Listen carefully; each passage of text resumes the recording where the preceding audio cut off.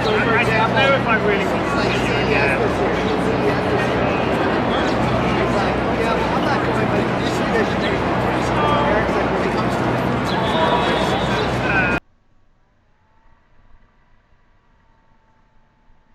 In the summer of 2013, self-published author Garrett Buhl Robinson spent some time talking with me about his semi-autobiographical novel Zoe in New York City.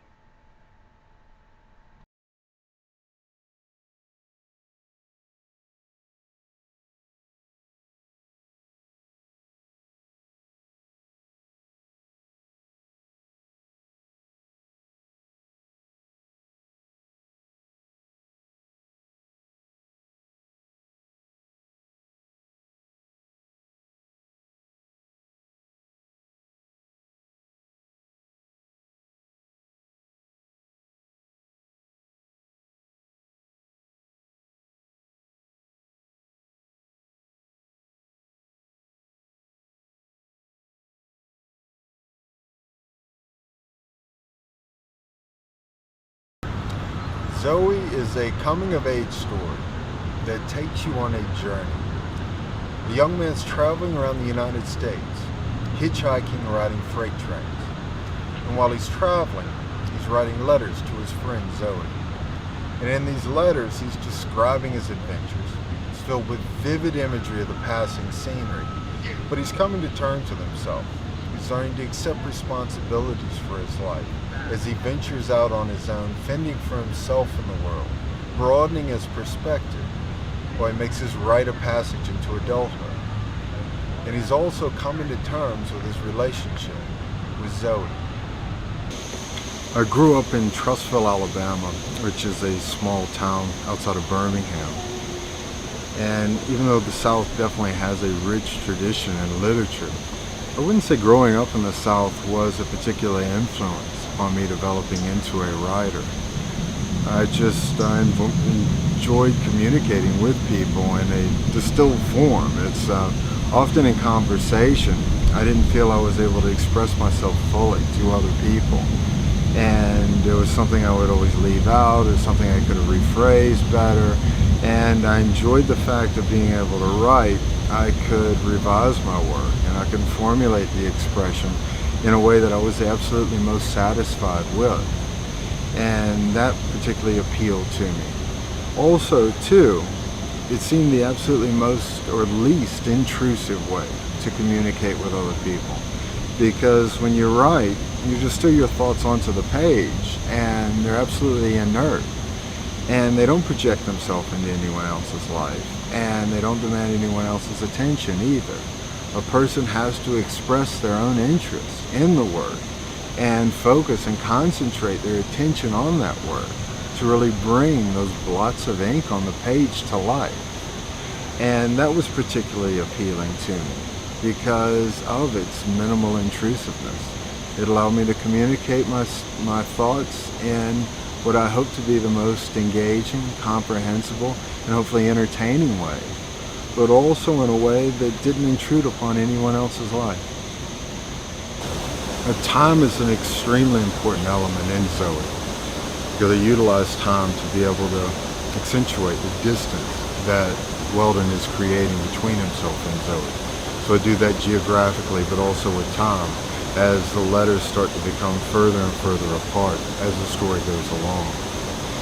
But as far as the setting in the contemporary time, I didn't really focus upon that as much. Of course, the epistolary novel, just writing letters in general, are somewhat dated. If I wanted to be completely contemporary, I probably would have put at Zoe or something of that sort.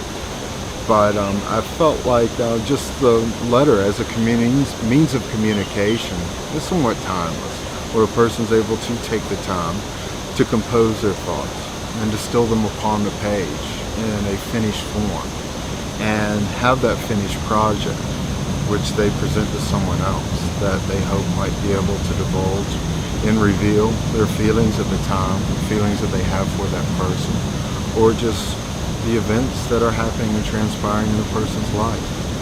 And in that regard, I would think that our willingness and our hope and aspirations to communicate with one another through any means of communication, particularly the letters, and our hope and aspiration to be understood by others. That within itself will be timeless. And Zoe is, of course, a focus upon two people trying to understand one another, despite the distance between them. Several times I became angry.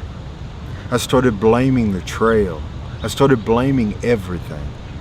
I didn't say anything out loud, even though I was alone, but I would rave in my head. Then at one point I stopped, and after calming my thoughts, I did say something out loud. I stopped blaming the world, and I said something to myself, as if I was speaking to someone else, as if I was speaking to a part of myself that I was ready to accept. I said, "Weldon, you are the one who made this choice. There is no one responsible for what you are doing but yourself. There is no one within 100 miles of you. You are all alone. If you want to survive, you must save your own life." I did make it through too, obviously. Otherwise you wouldn't be receiving this letter until at least sometime after the winter's thaw in the forest filled with hikers, and someone found this note in my lifeless, outstretched hand, reaching for you.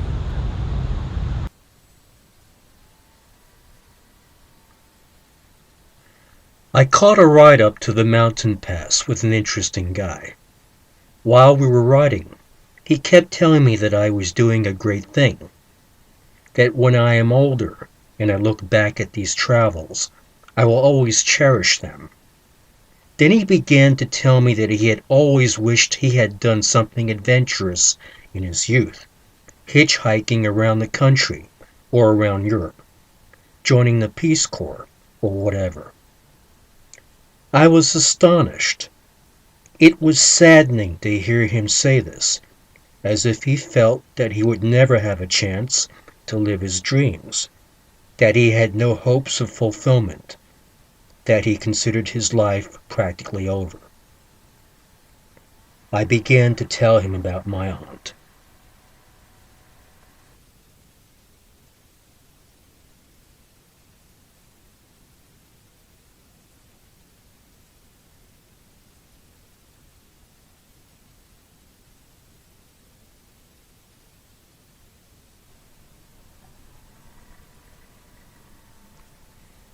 He seemed pleased hearing this, and I was glad.